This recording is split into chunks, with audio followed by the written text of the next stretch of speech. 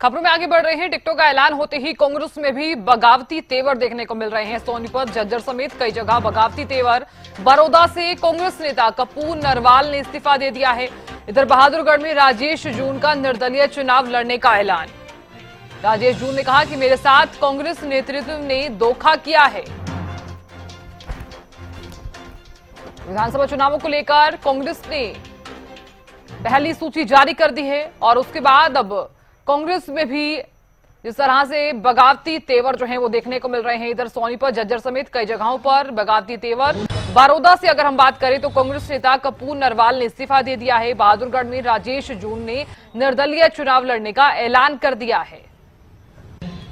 दो तस्वीरें भी साझा कर रहे हैं, बहादुरगढ़ और बड़ौदा।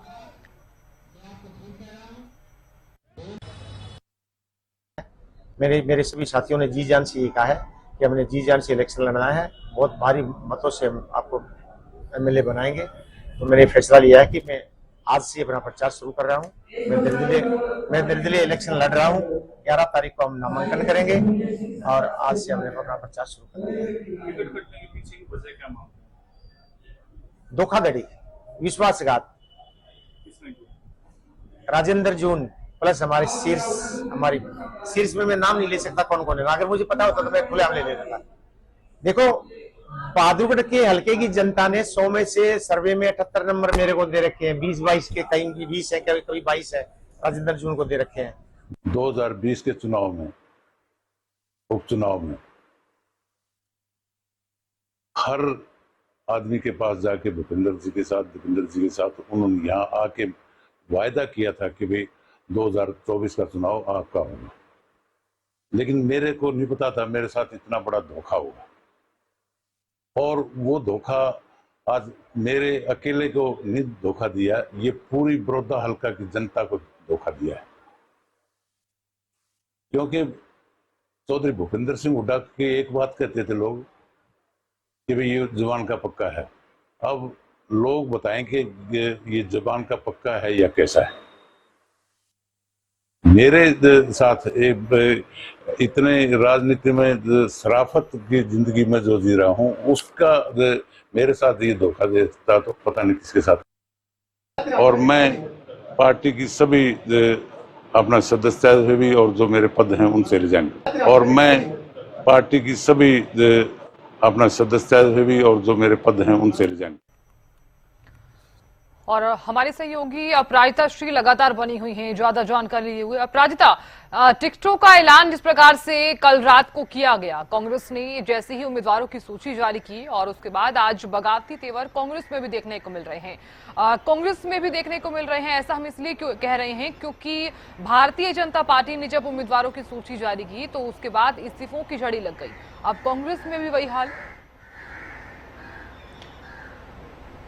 बिल्कुल, देखिए इसी वजह से कहीं ना कहीं कहा जा रहा था कि कांग्रेस की सूची में देरी देखने को मिल रही है। वहीं देरी अभी भी है कांग्रेस की सूची में, क्योंकि देखिए अगर हम मूलतः उन सूची की बात करते हैं तो मौजूदा विधायकों को ही रिपीट किया गया, तो एक सेफ कांग्रेस चलने की कोशिश कर रही है। हालांकि उस केवल 32 सीटों में भी बगावत देखने को मिल रहा है। कल जिस तरीके से हमने AICC मुख्यालय में देखा था, और कुछ लोग ये भी कहते हुए नजर आ रहे थे कि अगर हमें नहीं टिकट दी जाती है तो हम उस कैंडिडेट को वहां से जीतने नहीं देंगे। इस तरह की चीजें भी सुनने को आ रही थी। तो कहीं ना कहीं बिल्कुल उनके द्वारा जिस तरह से हमने सुना कि भूपेंद्र सिंह हुड्डा धोखा हुआ उनके साथ, इस तरह की चीजें सुनने को मिल रही है। तो बिल्कुल अभी तो ये शुरुआत है, हम कह सकते हैं कि अभी तो ये शुरुआत है, क्योंकि केवल 32 सीटों को लेकर के इतनी बगावत देखने को मिल रही है कि कुछ अपनी राहें बदल रहे हैं। जिस तरह बिल्कुल आपने भी जिक्र किया कि राजेश जून ने इंडिपेंडेंट चुनाव लड़ने का फैसला लिया है। साथ ही उन्होंने अपने समर्थकों को ये भी विश्वास दिलाया कि मैं इंडिपेंडेंट ही लड़ूंगा और कांग्रेस के जो उम्मीदवार होंगे उससे डबल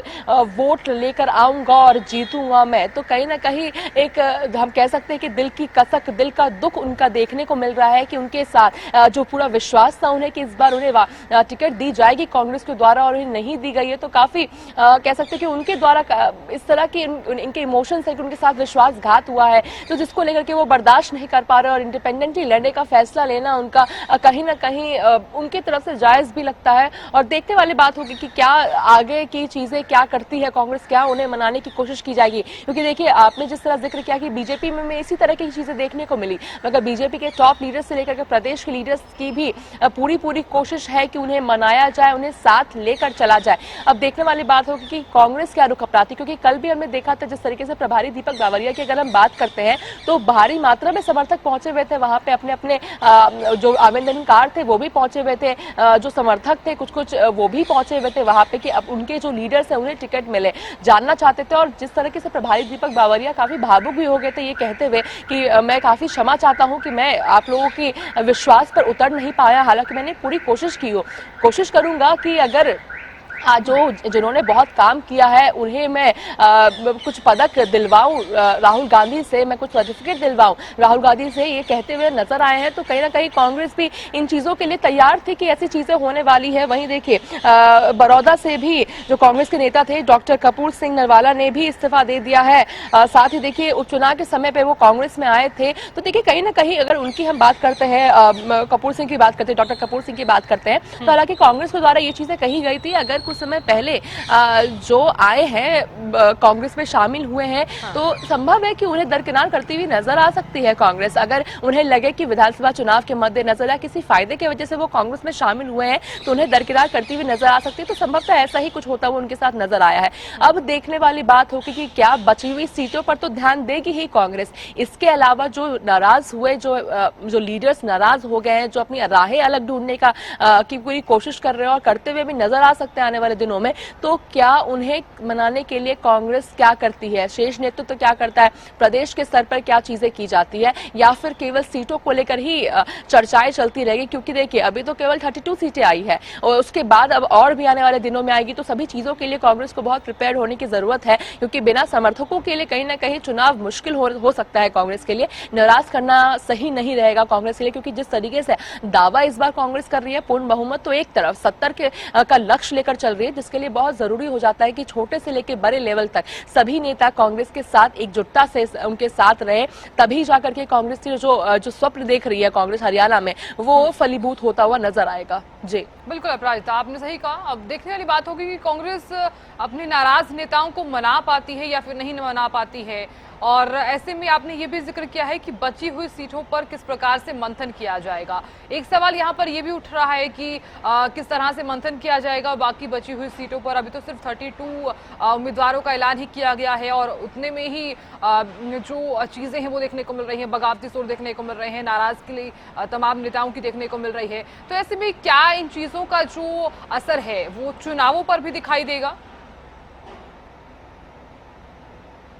जी बिल्कुल, देखिए जिस तरीके से आपने जिक्र किया केवल 32 सीटें आई है और जो सुर देखने को मिल रहे हैं बगावती सुर, तो कहीं ना कहीं कांग्रेस को इन चीजों के लिए प्रिपेयर तो बहुत जरूरी है होना। और जिस तरीके से अगर और भी जैसे उम्मीदवारों के नाम सामने आएंगे तो ये जो बगावती सुर है वो और भी तूल पकड़ती हुई नजर आ सकती है। अब जरूरी है कि विधानसभा चुनाव जब मैदान में उतरे, सभी कैंडिडेट मैदान में उतरे, कैंपेनिंग करने के लिए उतरे, तो जरूरी है कि उनके साथ कांग्रेस के कार्यकर्ता भी रहे, जो नाराज हो गए वो भी एक साथ रहे। क्योंकि अगर वो राहें बदलते हैं तो मुश्किलें हो जाएगी कांग्रेस के लिए। तो बहुत जरूरी है कि सब साथ में चले। अगर नहीं कांग्रेस कुछ कर पाती है, अगर उन्हें साथ जोड़कर नहीं कर पाती है, तो विधानसभा चुनाव के कैंपेनिंग के समय भी इस तरह की चीजें कांग्रेस को देखने को मिल सकती है, जो परेशानी भरा हो सकता है कांग्रेस के लिए। जी चलिए अपराजिता, आप बने रहिए हमारे साथ, आगे भी हम आपसे जानकारी लेंगे।